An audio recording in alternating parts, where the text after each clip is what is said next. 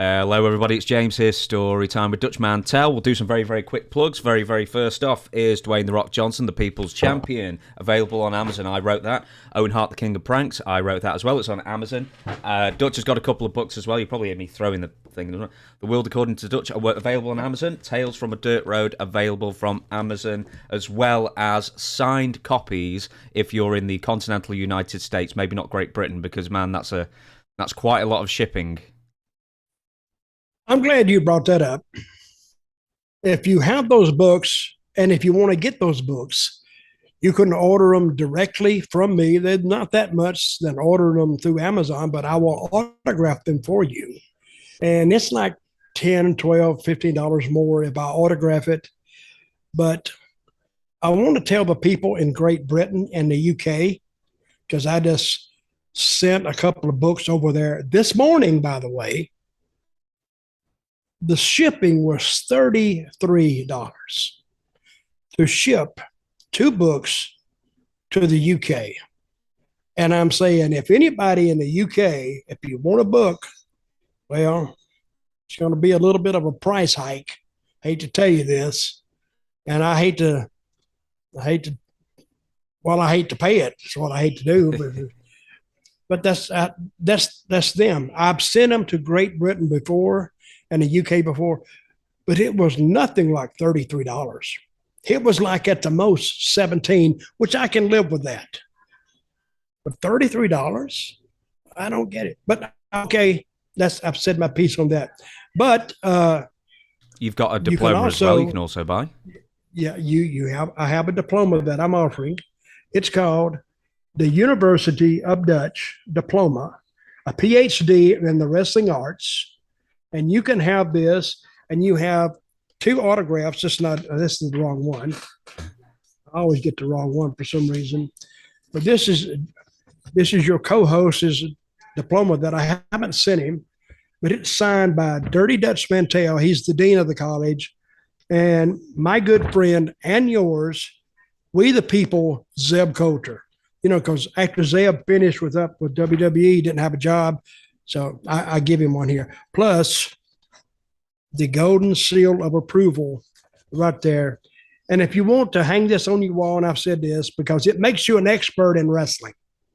You know, if somebody says, you don't know nothing about wrestling, just point to that, you shut them right up. So you can get those books, signed books, or the diploma if you write Dirty Dutch Mantell with 2 L's at gmail.com, and I'll get right back to you.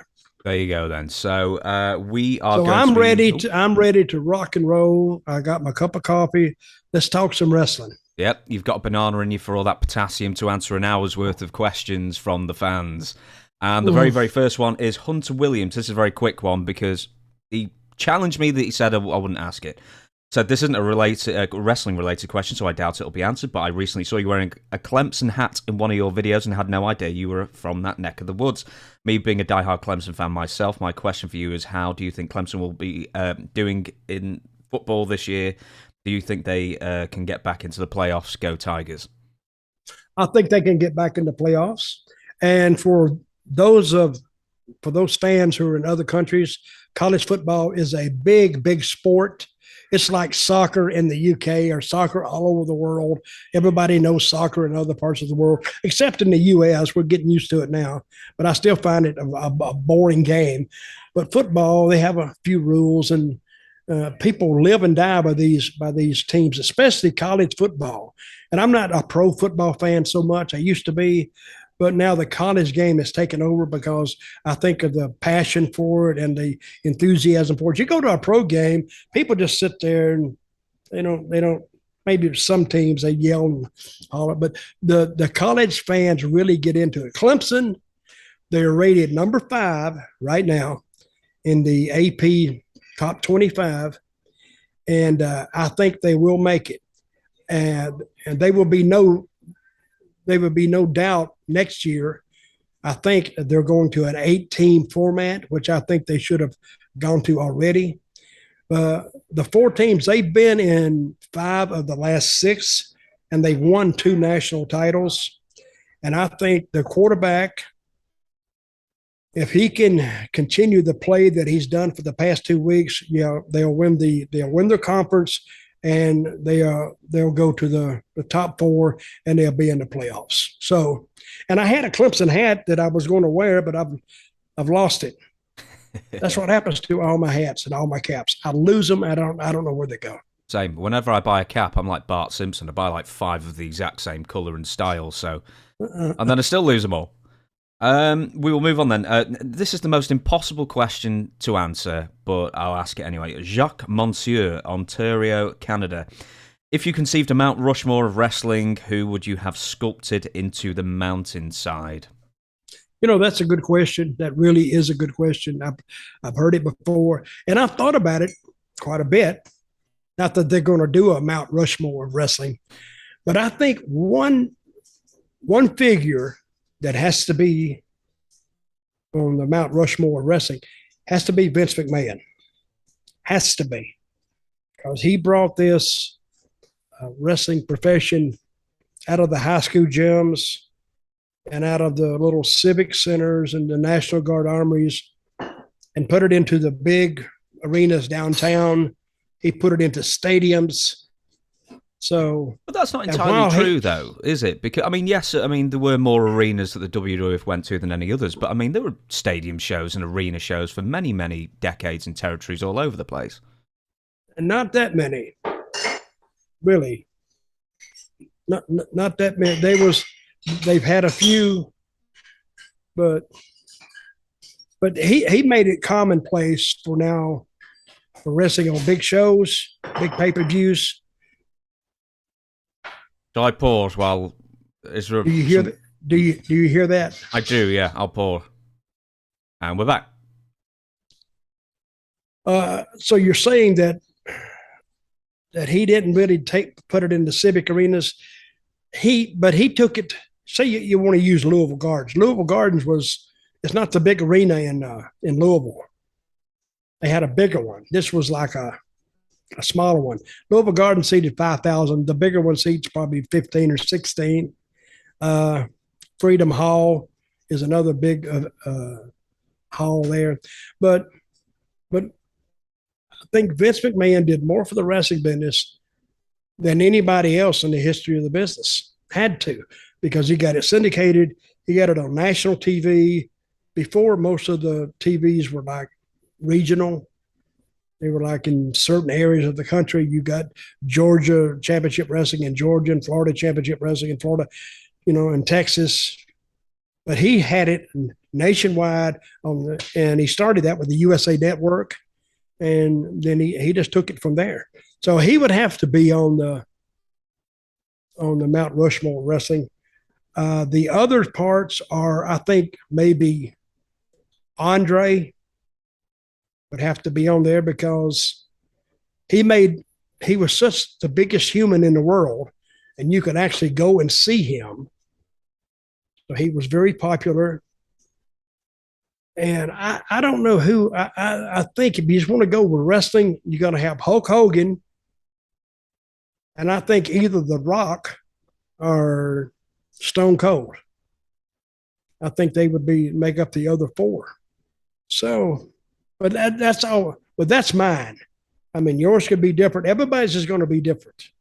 So that's who I would put on it. Yeah, I think. And of course, now me and you, James, I'd put us up there too, but smaller, but like down below, little smaller images of us where we're going like this. I think in the podcasting Mount Rushmore, I think we deserve to be there. Oh, hell yeah, we need to be there, without a doubt. I think, that could be a different question every single time. The Mount Rushmore of promoters, the Mount Rushmore of tag teams, the Mount Rushmore of Pioneer era. I think we could do many, many of those Mount Rushmores in the future. But for now, we're going to move on. And One Pound Fish asks, is it true that the Inferno match was created in Puerto Rico? If so, who came up with it? And who wrestled in the first match? How did it evolve over time? Thanks. We called it Ring of Fire. The Inferno match, I assume that's what he's talking about. The Ring of Fire, yeah, I did book a Ring of Fire in Puerto Rico, and it was Eddie Gilbert and Hurricane Castillo. And because we were outside in a baseball stadium, and you could have fire outside. You can't have fire inside because of insurance reasons and place catching on fire. You don't want to be in an arena and all of a sudden, oh my God, or wear the place is on fire. And somebody said, well, the main event's not even there yet. Damn it. no one came up with a turban on fire to do like a splash. I did not come up with the Inferno match or the Ring of Fire, as I call it. I think that was started in Japan. And I can't remember the guy's name. Onita, I think was his name, because I worked with him in Memphis and I worked with him in Puerto Rico. And I had known Japanese wrestlers, but this Onita kid, he was different. And he wasn't very, he didn't like to play around. He didn't like to laugh and joke. He was very serious, everything he did. And I think he came up with it. He formed a company over there called something. FMW. And that's where they had all those crazy, crazy matches. They also had the matches where they would put bombs in the ring or explosives. He had that. He had a match one time when he went to a deserted island, kind of, and they had a match over there. I don't know if that was him, but they did that in Japan. I don't know where we could do it in the United States. But as for me, we did have one in Puerto Rico. I booked it. I didn't invent it, but that's where it came from. I think it was invented in Japan. Yeah, the tag match, and I actually asked Sabu about this. I can't remember what he said, but I'm sure there's a video out there somewhere with me asking him. I'm just having a look. It's Onita and Tarzan Goto versus Sabu and his uncle, the Sheik. And they start in the ring for about 30 seconds, and then they all dive out because I think it was a barbed wire, a ring thing, and then they wrapped kerosene-soaked towels around the barbed wire, and they just all peeled out there as quickly as possible.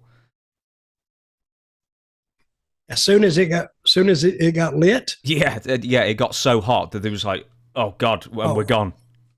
Oh, I see. What were the rules of the Ring of Fire match? I mean, did something like in the Inferno matches in WWF, there was not a winner until the loser caught fire. Was that the same rules in Puerto Rico? The purpose of it,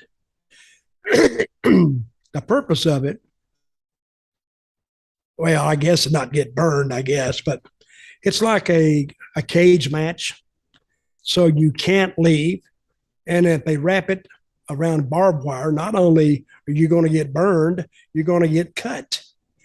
So that was incentive enough for you to keep the action in the ring and keep you from bailing out. I think. I cannot explain some of these ideas that some of these former wrestlers or creative people had, but I never wanted to have anything to do with it. Anything with fire and barbed wire, anything sharp, I didn't want to have anything to do with them.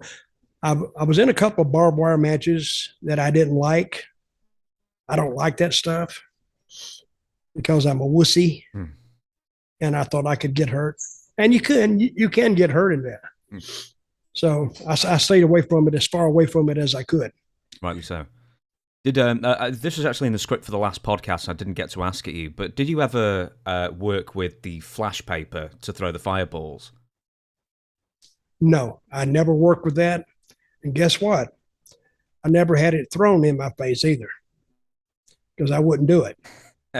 And the reason is, you see this? Yes. That would probably burn or singe pretty easily. And if you just got close to it, and if anybody even thought about throwing that at me, not doing it. Can't do it. I said, you can throw it, but I'm not going to be there. That's like I told Owen Hart one time. He wanted to dive off the top. Did I tell you this before? Yeah. He wanted to dive off the top. Did I have a problem with it? And I said, well, no, I don't have a problem with it. But I said, when you come off, hook a parachute on your ass, because I'm not going to be there. Oh, I won't hurt you. I said, oh, well, I don't know about that now. Randy Colley got his arm broken because he volunteers for it. That's the end of that story. How does one, if you know, how does one throw the perfect fireball? Well, according to Lawler, the expert that I know, I didn't know the Sheik, but it's flash paper, and you take a lighter, and as soon as it, sparks, you throw it. I guess I never messed with it. So, I did wrestle the Sheik one time, and he wanted to throw the fire. I said no. That's because I had a beard then too. I wrestled the Sheik in Puerto Rico one time. Easy match. See, what a lot of people don't know about the Sheik, he put blades on every finger. Why? If somebody attacked him, you didn't know that, right? No, I had no idea. I just thought just one Because for yourself. He was the Blood King. I mean, that's how he made his money, I guess. But he would, and when I went in the ring, I'd heard this, but I looked at his fingers and they were all taped around the edges of his. So he had them. That's his weapon. In case somebody wanted to get smart with him. Of course, he was older at this time. And I mean, if he just went at your face like that, you're going to be backing up. See, that's one thing a lot of people have never heard. No, I had no idea. You never heard that the Sheik had a blade. I don't know if he had it on his thumbs or not, but he had it on every finger. You were in the business at the time when Detroit was doing fantastic business. And then I think it fell off, I don't know, maybe 74 to pluck a year out. I think that might be one of the years where just Detroit business just fell off a cliff immediately. Do you know why? Well, I never remember Detroit doing fantastic business ever. Even the year I got in was 72, 73. And I never, you always hear the territories or the companies that are doing good.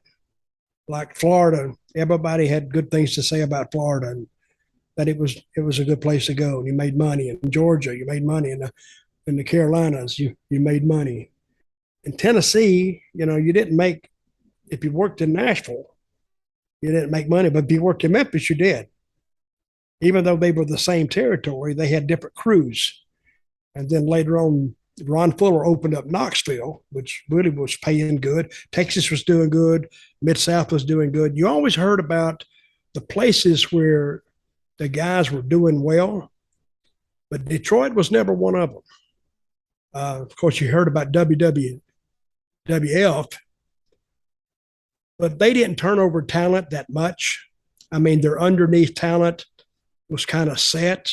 Some guys stayed there, and they stayed till they damn near was rolled into the ring in wheelchairs because Vince McMahon Sr., like, they started with these guys, and he kind of was obligated to them or felt a need to help them.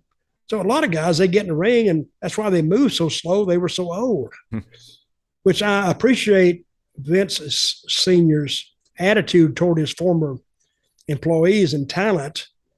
But that's why I don't think it caught on down south, because they didn't have any young guys flying around, and all the other territories did.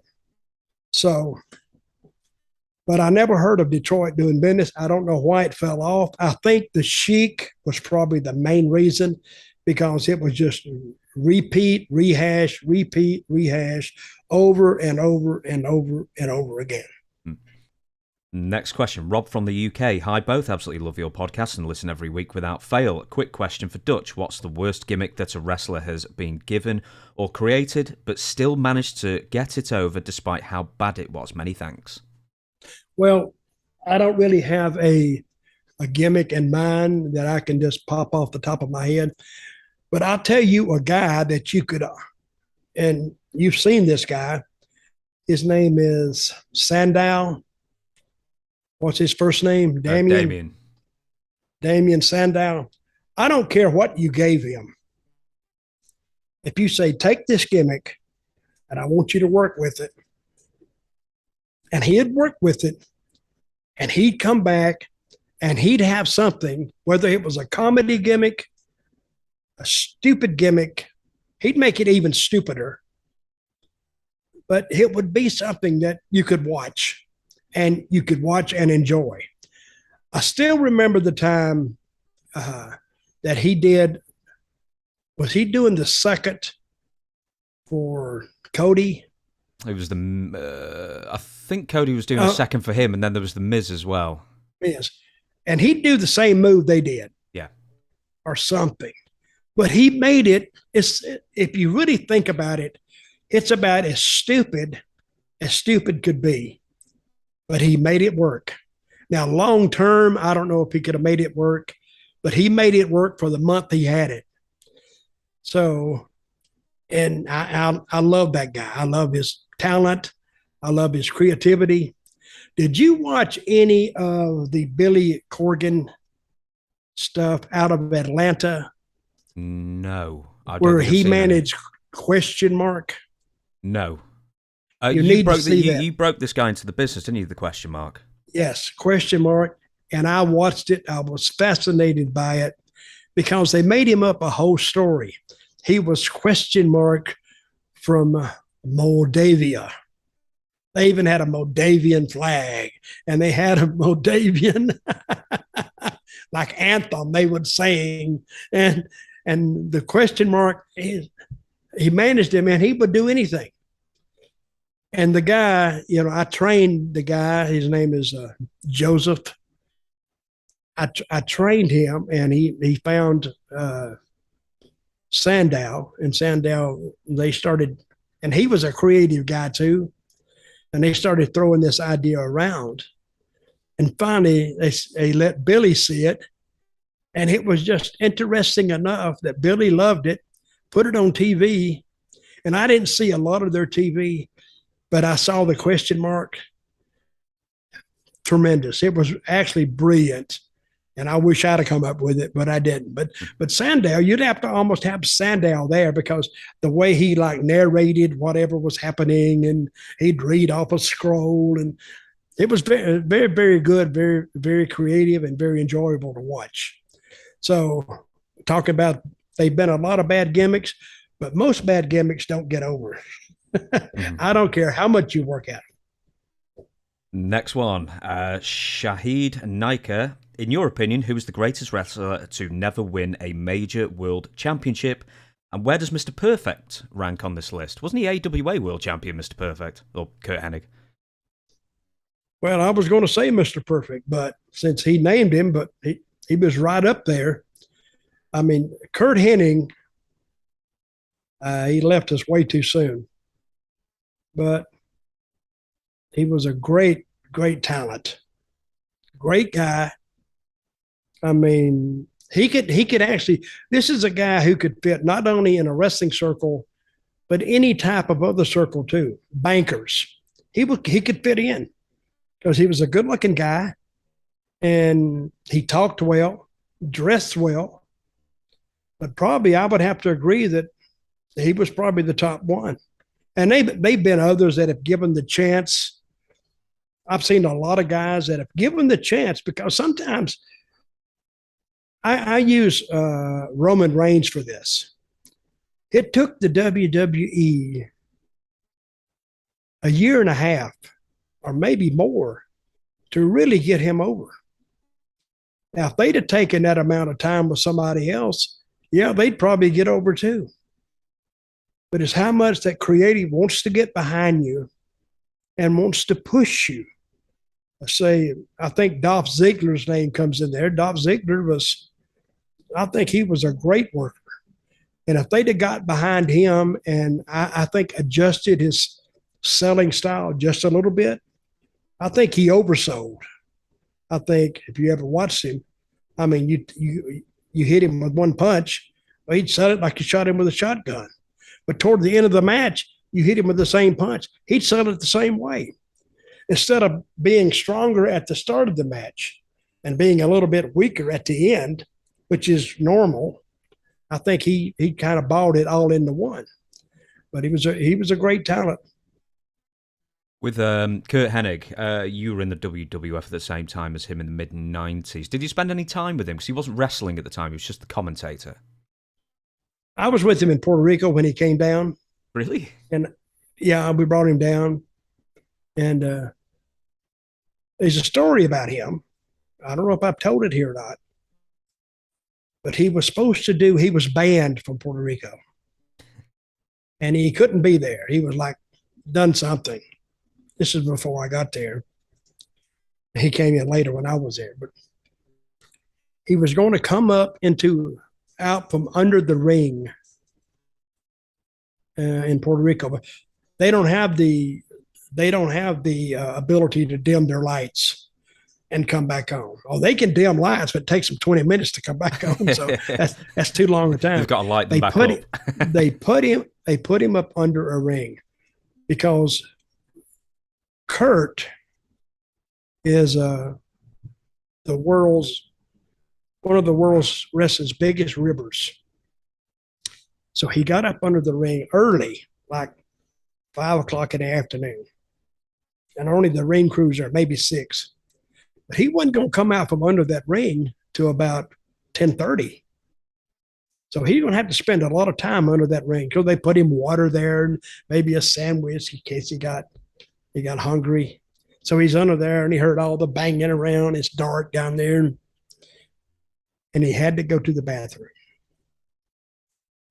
So you know where this is going, right? So he can't get out and go to the bathroom. Nobody's supposed to know he's there. So he went over in the corner and he did him a little doo-doo drop and he left it there. And then he got up and he did the run in and the mat. He got out and he went to the back and got his stuff or whatever and he left. So the ring crew that night teared it down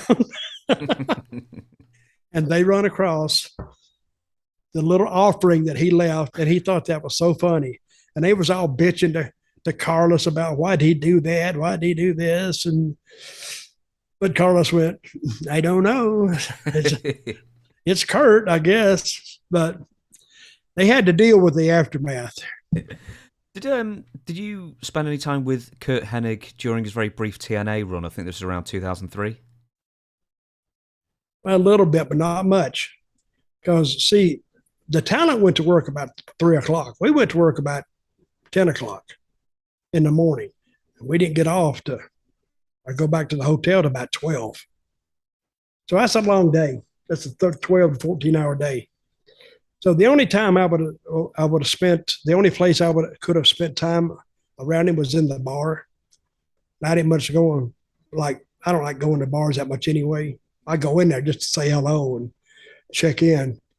But I didn't go in there, so I didn't really spend a lot of time around him.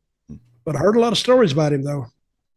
Quite a lot of stories. Might have to revisit some at a later date. But for now, Michael Finney. Hi, Dutch. Do you have a favourite wrestling movie? And if so, why is that your favourite movie? I can't remember the guy's name now. A wrestling movie. Well, I'm going to have to say no because I can't think of any right now. You got one? The one with Henry Winkler. And there's Paradise Alley. There's The Wrestler with... Oh, I hated The Wrestler. Oh, did you? I hated that movie. It's stupid. Because I don't like the star in it. I don't even remember his name now. Mickey something. Something. Yeah. I thought he played I thought it painted wrestling in a really negative light instead of a positive light. Yeah, who do you think it was? I mean, do you think it was based off of anyone in particular? Because I think Jake the Snake Roberts takes credit somehow for saying that it was based on him. Jake the Snake? Yeah. Jake says a lot of things. So I don't know if it was based on him, but I met... Who is the producer of that? The director, Barry. Mickey Rooney was the Mickey Rourke. Mickey Rourke. It would have been different if it was Mickey Rooney. Darren Aronofsky. Yeah, I met him one time about I don't know He made another movie about wrestling too, I think. Did he? I think. But I met him one time and he wanted me to be in this. What is this movie that the director sold to WWE? He sold the movie to them. I've no idea. I've no idea. But he wanted me to be in the movie before he sold it. And I says, well, okay, what's it pay? He said, it doesn't pay anything, but you'll be in a movie. I said, brother, you see that door? You can get in it. If you think I'm going to go out there and do anything without getting paid, I'm not doing it. And he said, I don't mean it to offend you. I said, well, it didn't offend me. I'm just not going to do it. I hope that didn't offend you, but hell, I got bills to pay.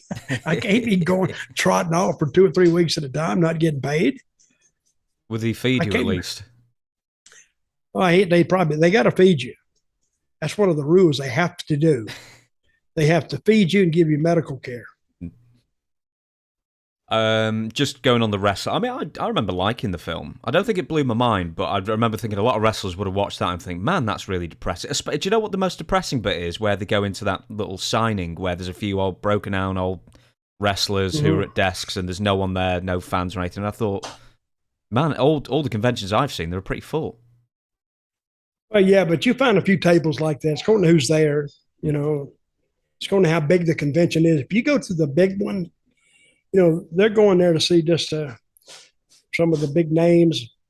Like if The Rock is there, or I mean, The Rock, he don't make signing, but if Sting is there, or, you know, some of the bigger names, Ventura, Lawler, you know, they have lines waiting to get their autograph. We will move on.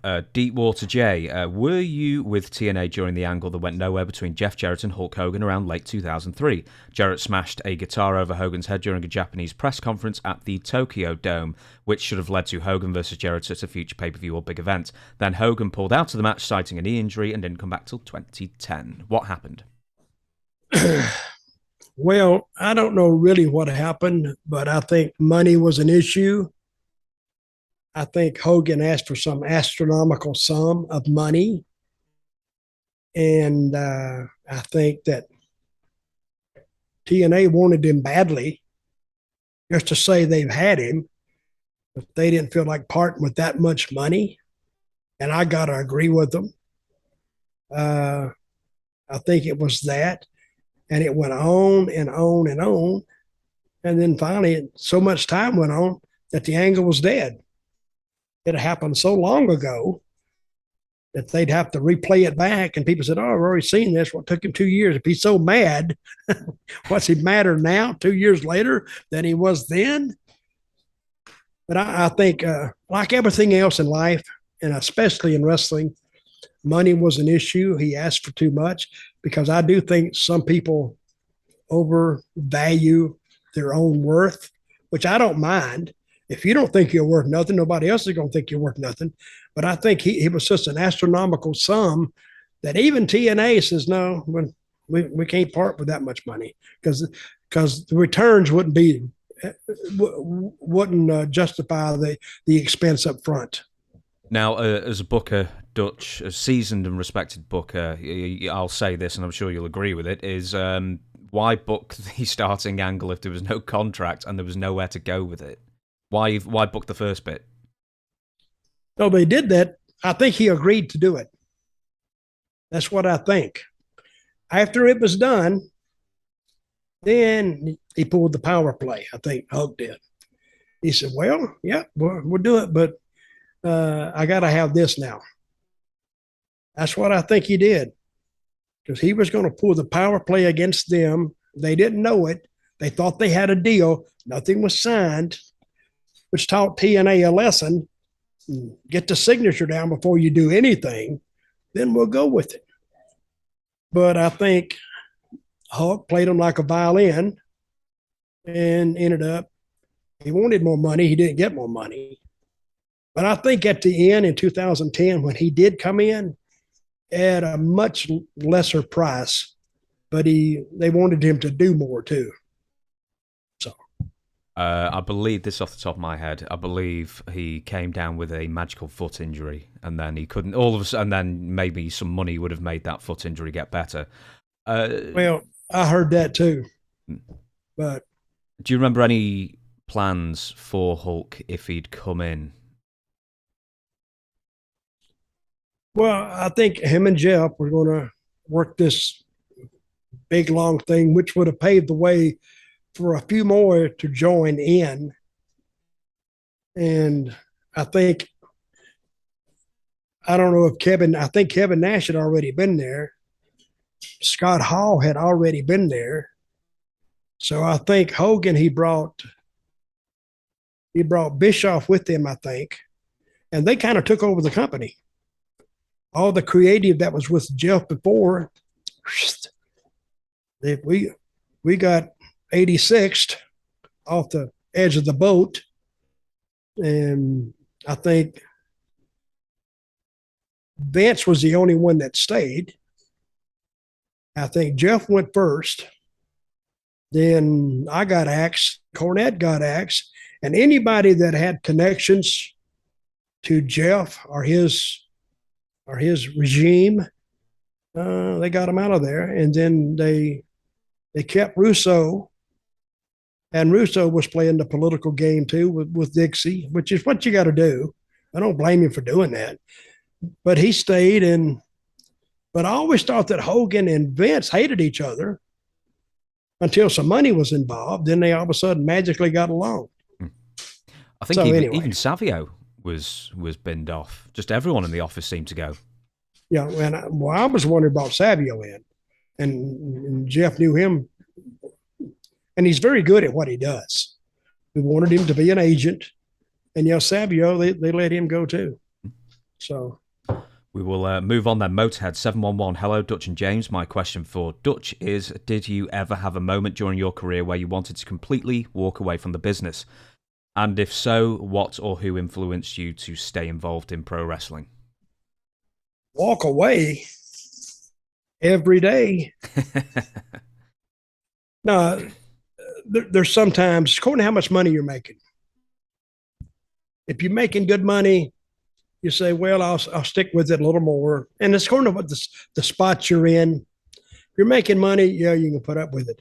When you're not really making enough money you make enough money to pay your bills and live comfortably, yeah, but you're talking about making money that's not astronomical money, but money that's above the norm. If you're working in the territorial days, yeah, that's where you wanted to quit, because sometimes those payoffs, you could just barely sometimes pay your rent and pay your food and pay some of your bills, and that was it. So, there was a lot of times I just wanted to pack it in and say, let's go home. Except home was where I had to pay the bills. So if I'd have quit wrestling, I wouldn't have been at home very long. But it was a crazy time, because in the wrestling business you get spoiled a little bit, because when you make money and you think it's going to be like that forever, it's not like that forever, because eventually comes a time you're going to have to quit or you get hurt. And back then, when you got hurt, you didn't get paid nothing. I mean, some promoters took care of you for a while, but if it was an extended injury, they would stop it. Now, WWE, toward the later years, you signed the contract. If you got hurt, yeah, they continued to pay you, even if you were hurt at the end of your contract. They'd pay you up to the end, which is, I would like to say that was nice of them, but they were contractually obligated to pay you. But yeah, there was a lot of times, when you get hurt and you're making a long trip and you're tired and you're sleepy and you're saying, damn, why am I doing this? But sometimes you do things you don't want to do. Everybody does that. A lot of people get up to go work in the morning and say, damn, I wish I didn't have to do this. But what would be worse? Going to a wrestling match, say there's only 500 people there, but you can sell some pictures and you sell some gimmicks and, you get paid. And plus you have people that legitimately like you are getting up in the morning and going to work at a factory job. When you're walking in, nobody knows you, nobody's talking to you, everybody hates you.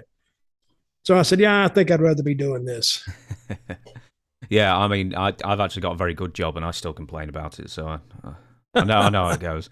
Buck and Chuck Gaming. Is there any talent you worked with it's a very TNA heavy load of questions actually in TNA and thought they were destined for stardom, but for one reason or another didn't reach their full potential?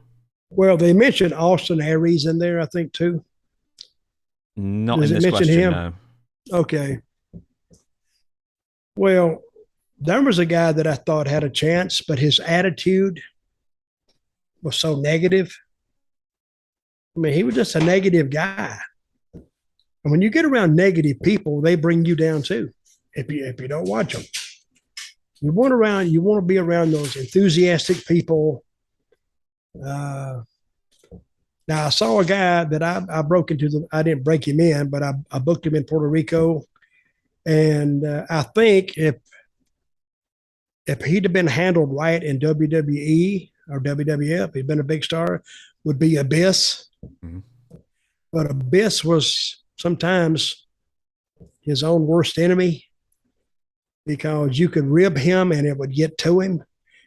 And he was going to WWE one time, and I said, I kind of highly advise you not to go. This is when they still had the ribbers around, the Davey Boy Smiths and the Owen Harts and the heavy ribbers, because I think you would have got up there and they would have driven him nuts. So he may have been there for 6-9 months, but I think they would have eventually gotten to him, and he would have probably been in worse shape coming out than he would be going in, because they would work on his brain. Great talent, and I've called him this before, an idiot savant when it comes to wrestling. And he's a smart guy too. But when you gave him something to work on, said, listen, I want you to say, I got this match and I want it to end this way, but I want a lot of perks and peaks to it toward the end. Can you figure that out? Oh yeah, man. Oh yeah. And he'd take it home with him, and he'd study it. And I'd give him about a week sometimes. And when he come in, it was fairly well put together. I mean, and sometimes it's amazing that he could put such good stuff together. But he studied what he had to do, and he would come up with something. He's actually a student of finishes, and he was very good at that. I thought he would be he's in WWE right now. He's an agent. That's the best place for him to be. He's an agent, and you don't get him frazzled much. Like if a talent asks him something, and he'll talk to them like people. Yeah, that's a good idea, man. But what do you think about this? I've always learned one thing when you're giving somebody a finish is you got to kind of involve them in it. If you involve them in it, now they're a piece of it. And I remember a guy one time used to give me a finish.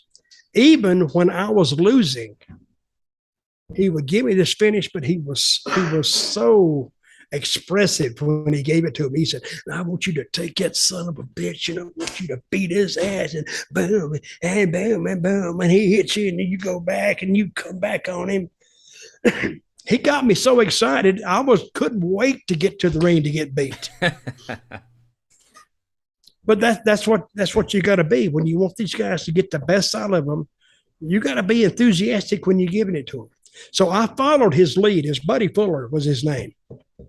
And his son, Ron and Robert, they started the Continental Territory. And they had a lot of his enthusiasm. So, but I kept a lot of it even when I was just doing jobs. Sometimes I would get beat. And the last thing they're going to remember, fans, is the last thing that happens at a match. My opponent would win, get his hand raised, people were happy, and I'd stand there and I'd go over in the corner and I'd act like I'm crying. Oh, they loved that. Quit crying, you big baby, Then I'd go to the ring. You ever see a kid throw a tantrum? kicks his legs out from under him and goes down and just kicks the mat and hits his hands. And he just pitches a fit. Well, that's the last thing they're going to remember. So then I'd leave. And a lot of times I'd take the mic and I said, all right, that's it. That's the last straw. I said, due to your rude and crude behavior tonight, I would like to announce that I will never, ever come back to this town again. Oh, big cheer, right? And I did in Greensboro, North Carolina one time. And I came back about a month later, and I'm getting out of the car. And I was close to a chain link fence where we parked. And the guy said, hey, you son of a bitch. I said, who you talking to? Talking to you. I don't see no other son of a bitch standing here. I said, what? Thought you said you wasn't going to come back here again. I said, who said that? You did. I said, I didn't say that. Yeah, you did. No, I didn't. Yeah, you did. I said, when? He said, the last time you was here, you said you wasn't going to ever come back again, you lying bastard. I said, well, I didn't say that. And I said, if they wasn't a chain link fence between me and you right now, I'd come through there and just beat the living crap out of you. Oh my God. He pitched the fit. But I left him screaming by himself out there with a few people around him. But that's how I entertained myself on the road. But I've been saying but they remembered that. That's what I'm saying. They don't remember you getting beat, but he remembered me saying, I'm never coming back again. So, which proves my theory right, I think. Yeah, absolutely. I want to ask one more thing about Abyss, actually, because Jim Cornette said this on a podcast or wherever it was a few years ago, and he may mention that Abyss always wanted to do too much in his matches. So he's got one of these like Monsters Ball, hardcore sort of affairs, and he wants to do more extreme every single time, and it was tough to rein in his enthusiasm. Yeah, well, that's him. So, but that's why Cornette's there. Cornette wants to rein it in. Now, when he's with the WWE now, they will rein him in on that too. If they hear it, and just because I don't know how many high profile matches he's been put in, but yeah, that's a lot of guys they want to put too much in. But I think he goes off the theory of what is that theory he told me one time? Well, he has a theory, but I can't remember what it was now, so it must not have been too much of a theory. But yeah, but he was young in the business then. See, I brought him in I think I brought him to Puerto Rico less than that, 2003, I think I brought him. That's where I brought him in. I met him on some show up in, I think over in Ohio somewhere. And I just met him there. And I met him again on TNA's first show. And I told him, and I wanted to use him in Puerto Rico. So, and I tell these stories sometimes. I may tell a story twice. But I told him, if you want to come to Puerto Rico, give me a call. So he called me he said he couldn't come, but he called me 2 weeks later and he says, you got room for me? I said, I thought they was going to use you there good. Well, yeah, but I'm not even on this show. I said, well, welcome to the wrestling business. So I brought him in and he did well. I put a mask on him. I was trying to make a mini Kane out of him, but he did well there. So. Funny you mentioned Mini Kane. I was doing some research on something completely different, and at some point in Puerto Rico, there were two rip-off Kanes with the exact same mask and everything. Mask. Who were they? I forgot. That was Carlos's team. I forgot what they were called. Was it like Thunder and Lightning or something like that? They were Well, you know it more than I do. I was there with them. It's Thunder and Lightning. But see, that's Thunder and Lightning is like an English term. Mm-hmm. Is it? I don't know how. Well, yeah, but see, in Puerto Rico they speak Spanish. Oh, right. I thought you meant like a British term. I would think that they would have like a Spanish term for it, but they call them Thunder and Lightning. Well, they're bilingual. They speak both English and Spanish down there. So, but they didn't get over anywhere like Kane got over. I mean, It's a totally different world. Do you remember? Do you remember the WWE contacting you guys to say get those outfits off them immediately? And I think they ended up being blue rip-off Kane outfits instead. Eventually, I don't remember them calling. I remember them though. May have been working for the other company by that time. So the WWE called them and told them to stop it. I believe so. Yeah, I think they had. I mean, they were like straight Kane, even like the black, jagged sort of thing over the mask and everything, and like the little slits for the mouths. They were like exact replicas almost. And then they ended up turning the red into blue, and I think they got around it that way. Mm-hmm. Well, that copyright ripoff is hard to prove unless it's an exact copy, because there's only so many ways you can dress some of these guys up. And I guess they were trying to copy Kane. But I think WWE makes a lot of calls sometimes. The bark is worse than the bite. And they're saying, is it really worth this to go after a little regional territory down there in Puerto Rico? Who really gives a crap? I mean, they weren't selling a ton of merchandise of thunder and lightning, I'm sure. And, that's always confounded me about Puerto Rico. It's why they don't sell merchandise. And they just don't do it. I don't know why. I brought this up to them. I said, why don't you, we don't want to mess with it. We don't. I said, okay, then don't mess with it. I don't know. They just don't do it. We'll do a few more questions. I think we can squeeze a few more in. Sean, can you ask Dutch his thoughts on superstar Billy Graham? Not sure if they ever got the chance to wrestle. He was one of my favourites as a kid. Unfortunately, he kind of turned into an outspoken ass in his later years. Thank you, Gent. Did he? Maybe he did. Yeah, he did. He was critical of everything, and he was kind of a butthole later on. And I've only been around him, I think, in Florida, and I think he had just come in, for like a month or so. Made a few trips with him. He didn't talk a lot, or not to me, he didn't. I think we were in the car. I was with Ivan Koloff and Superstar Graham and me and maybe somebody else, and we left. I remember going to Tampa. Leaving Tampa and going to, I think, Jacksonville. And I think Billy Graham was talking to him that day about wanting to go back to New York, which is the WWF in those days. And he wanted to do the angle with Ivan. Of course, Ivan was agreeable to it. And he was asking his thoughts on it. And I don't know if they ever came to a consensus or not. I don't know. I think they probably did, but I don't know. Yeah, and that was about it. I wasn't around him that much. Later on, he got on all the talk shows talking about wrestling, talking about this, that, how Vince was this and this and this and this. And, you reach a point to where you don't want to hear it anymore. I think people want to hear stories, but they don't want to hear about, and this is what I got against wrestling books. This is what my books expressly tried to stay away from, is making myself a victim. Bret Hart's book, I tried to read it, but everybody screwed Bret.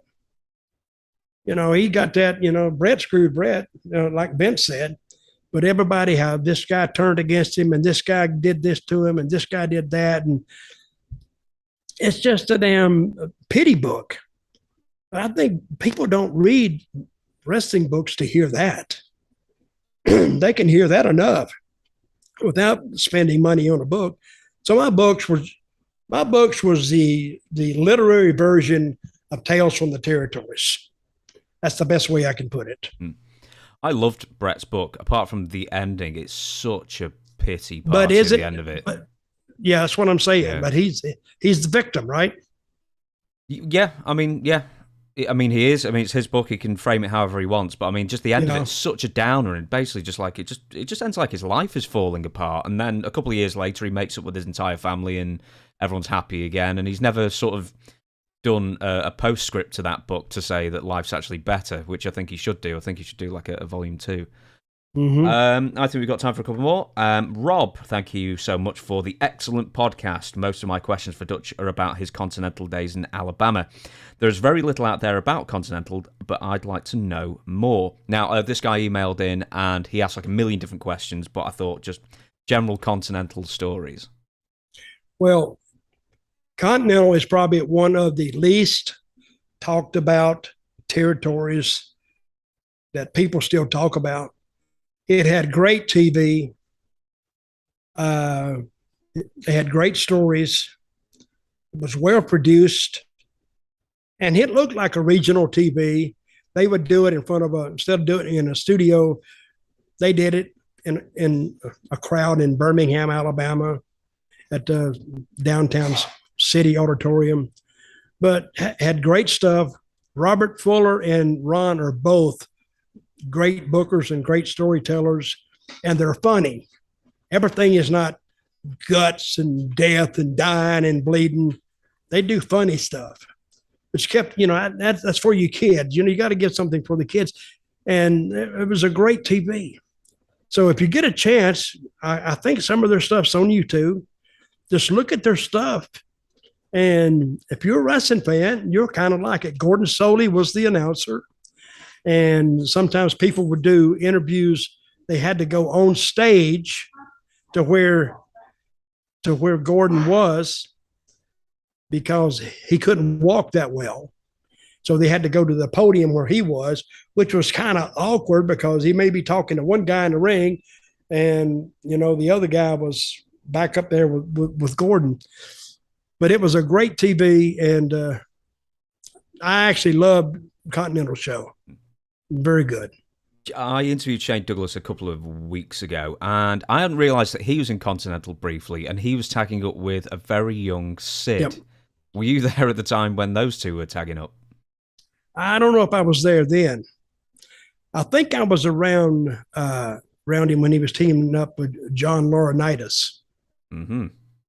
I think they were trying to be the skateboarder guys or whatever. That never got over. And I followed most of Dean's work. Shane's work in ECW. And he was more cut out for that, I thought, than he was for ECW. For Continental. Continental was like, it was a fun show to watch. ECW wasn't fun. It was blood and guts. They had the one announcer, and they were actually extremes of the wrestling business. One was for entertainment, one was for blood and guts. So you either pick one or you pick both. I don't know how you could be fans of both of them, but I guess you could be. But Shane Douglas, he told me one time, this is years ago, when I think I met him in Continental. And I don't know how old he was then. He says, and I just thought of this the other day. He told me, I don't want to be doing this when I'm 35. Here he's 55. And he's still involved in it. So, and it's like, and I've said this before, it's not how you get into wrestling business, it's how you get out. So once you get this business is just an unusual business. I've enjoyed it. Because you called him Dean. And I forgot you were in the WWF at the same time Shane Douglas was as Dean Douglas. Dean Douglas. That's where I got the Dean from. How you must have seen him come in and think, that's one of the worst characters I've ever seen. Well, I think they could have made that work a little bit, but it had an X on it from the go. Like, what you need to do, you need a gimmick that everybody can see potential in it. And fans too. The Dean, what was he the Dean of? Dean was the Dean of students. Yeah, apparently he's going to be the Dean of the wrestlers. Wrestlers don't give a crap anyway. Yeah, that was one of the crappier gimmicks I've seen, and he didn't like it either because that was dead on arrival. That's like I talk about now on my Sports Kita show that it comes on live on Facebook every Friday night, Sports Kita. I talk about the maximum male models. Gimmick is dead on arrival. It's already dead. Their manager that brought him in, their speaker, excuse me, he's already quit. He's already been released from them. He got out himself. I mean, they took him out because they're going to use him in something else. But I saw that the first time. I said, there's no way in hell that this is going to get over. It's two worlds that meet and are not compatible with each other. I mean, it's one thing to give a character that's not going to draw anything on the bottom of the card, but they brought Shane in to be intercontinental level, and then they gave him the character of a teacher who, with the Board of Education, is like, I don't think anyone's ever bought a ticket because they really hate somebody because they were so smart. Man, I really hate that smart guy. But you got to think, what was Vince thinking when he did it? Who convinced him that Shane Douglas could be a good dean and talk to the Board of Education? How does that draw any money at all? I've got a theory that this was when he was giving everyone an occupation, and Shane had been a teacher for a couple of years beforehand, and then Vince must have heard that and thought, well, you're a teacher then. And that's as far as the thought process went.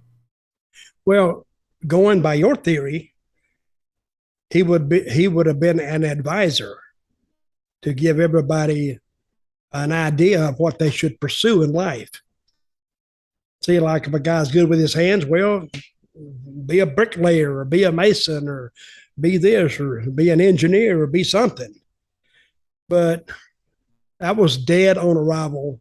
And that was the time also that, and I was there, and no money was being made there. I mean, guys said, man, I used to do 3 times this, and now they were down to like making $1,200 a week. On the road, $1,200 a week, and you're traveling the country. Even back then, you were spending your money. You had to pay for your cars, had to pay for your hotel rooms. So you're spending at least $150 a day just on a room and cars. So if you're only making $250 a day, well, that's $100 a day. You're not making any money. And that's why he quit. He wasn't making any money. Even Jeff Jarrett told me one time, he said, man, I'm about to starve to death. I'm thinking, wait a minute, you're like in the top echelon here. How are you starving to death? He said, man, don't get me started. I think we've got time for, let's say, one more question. And this is name unknown. Please, if you're going to email in, put your name in. You've said before that you don't much care for dirt sheet writers like Dave Meltzer, especially his so-called expertise in the industry. Do you still believe that? Is it just Meltzer, or is it all Wade Keller and everybody else? No, I don't blame them for reporting the news. I don't blame them for that. I blame them for their opinions. But I don't even blame them for that. I blame them for calling themselves wrestling journalists. They're not journalists. They're opinionists, period. And if you're going to give me your opinion, like I'm doing here, I will tell you this is my opinion. I'm not reporting on anything that I've investigated or anything that I've found out. I just tell you what I know, and it's my opinion. So, and I doubt if anybody goes, well, Dutch says this and that and the other. I doubt if anybody's doing that, but they are listening to hear stories. And Meltzer, you know, I think he wants to be a wrestler, I think, or be involved in the wrestling business because he's not big enough or athletic enough to be a wrestler. Therefore, he wouldn't try it. He might be pretty decent in writing because he is a prolific writer. He does write. And some of his writing is pretty good. But when he starts to say that he's starting to throw his opinion in there as it's fact, and after you write a while, it has to come across as fact because then opinion and fact blur. And then what is real and what is not real. And he's made a living at that. I'm not going to knock him. He's made a living of this for 40 years. So he found something that he got into, and he used to send out that little news sheet once a week, I guess, the Observer newsletter. And I think you paid $1.50 for it, or now it's more. And now he just does it online, which is much, much better for him. So he can just put his stuff online. Now he's probably written 10 million words or more. Yeah, 30,000 words a newsletter, apparently. Is that what it is? Yeah. Well, he's 10 million, 20 million. But anyway, but he gets his information from somebody inside a territory that he'll call. And I don't know if he gives them any money or not. Maybe some of them he does. And he will call them up and say, "What's new?" And they start giving him everything they've heard. Because the guys used to call him, the actual wrestlers themselves, when they wanted a certain idea out, like they're going to leave. Like a guy would be leaving a territory, and Meltzer asking, "Well, are you going?" Say he's leaving Memphis and going to Charlotte. "Are you leaving Memphis?" He said, "Well, maybe." Well, maybe goes into out. He's scheduled for Charlotte. And when are you leaving? He said, "Well, I don't know, soon." Yeah, but you don't get any facts. But is he leaving? I might be going. Are you going to take over the book there? Well, I could. It's all maybes and ifs. So, but when he comes out after his opinion gathering, it's that the guy's leaving and he's going to take over. He's going to go into the office in Charlotte and start booking. And you'd expect this about 6 weeks later, but it never comes. By that time, nothing happens, and the guys even left the territory that he gave Meltzer the information from. He's probably been in another territory, not even Charlotte. So he writes a bunch of ifs and maybes and could be's and mights, but very seldom does he really hit the truth. Is there any of the writers of, let's say, the 90s and 2000s, like this Bruce Mitchell, Wade Keller, Brian Alvarez, is there any of them that you would trust their opinion of more than anybody else, or do you lump all the newsletter writers into one group? It's not. It's not like I doubt what they say. They've been around it enough to read the room, to read the landscape. But again, you got to keep in mind that they're opinionists, and they're writing for their own benefit and their own fans. Hang on one second. Oh, okay. Well, it's not like, like I said, it's not their opinion so much. I mean, their fact gathering is suspect. Let me say that. Well, if they were fact checked on everything they say would have to be considered. With that being said, do you know of anyone, or did you suspect anyone in particular of being a stooge for one of the dirt sheets who was funneling this information out there? Well, I think Paul Heyman's one. He did it back in ECW. Because that's what they do. They'll pick a guy. And I think, they call Paul. Paul knows them all because he used to be with them. He used to write articles and send them in and pictures. So he knows them. So it's not like they're calling him up and getting information. It's almost like a friend calling a friend. So if they'll call him, "What's going on?" And that's why ECW, I think, took off, because he did know how to work the media. Another guy who knew how to work the media was Bruiser Brody. He worked the media. Eddie Gilbert worked the media a lot. So, and I'm not saying that is good or bad, but if nobody knows it, it's got to be good. Because say I call Meltzer. Well, I'm going to let Meltzer know what I want him to know. Doesn't necessarily mean it's the truth, but I'm going to tell him what I want to tell him. Or Alvarez, if anybody calls me, and any wrestler, if they're going to call anybody, they're going to kind of, if it concerns them, they're going to make it beneficial to their side. So if that's all he's got, that's all he can write. There's one other name that comes up, because on the other show, sometimes I'll ask who was the biggest stooge for the Dirt Sheets. I hear a few similar names, and one of them's always Terry Taylor. Maybe he could be.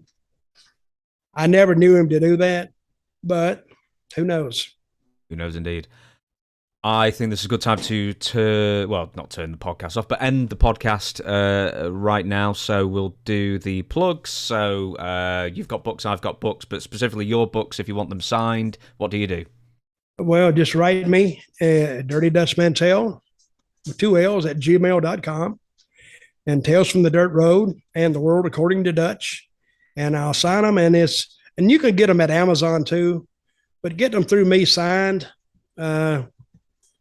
It's not that much more than getting them through Amazon. And you can get my University of Dutch diploma. Just out, I came up with this idea, and this is yours, James, right there. You can see it. So if you want a diploma, a wrestling diploma to hang on your wall, that's your answer. Your answer right there.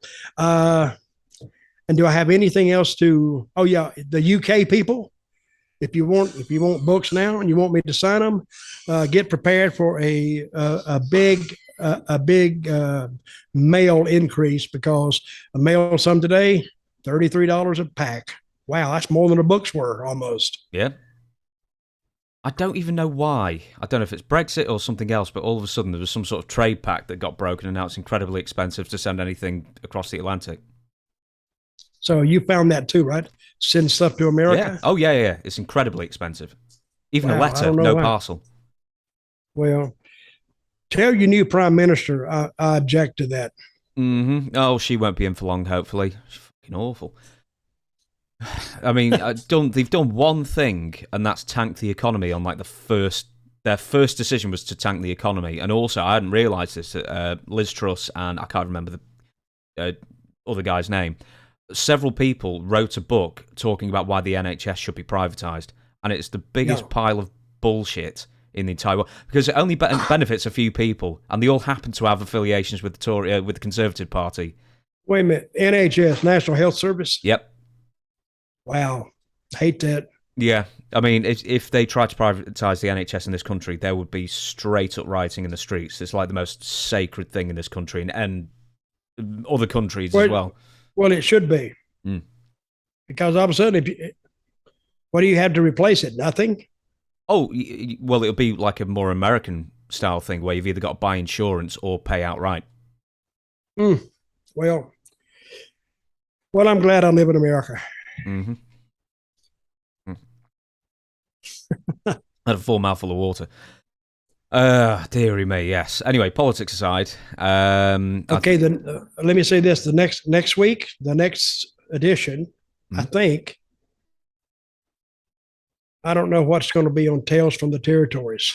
Next week it's Andy Kaufman, but I think that might have already happened by the time this podcast comes out. They're doing Calgary and you got Bret Hart and Abdullah and David Schultz on that one. Yeah, I think that might be a good one, and I think they got Florida. And I think you got Brian Blair and some on there. They got Minneapolis, I think, with Greg. I forgot who's on the Greg. I think Jim Brunzell's on there as well. I've interviewed Jim Brunzell. He was a highly agreeable man to talk to.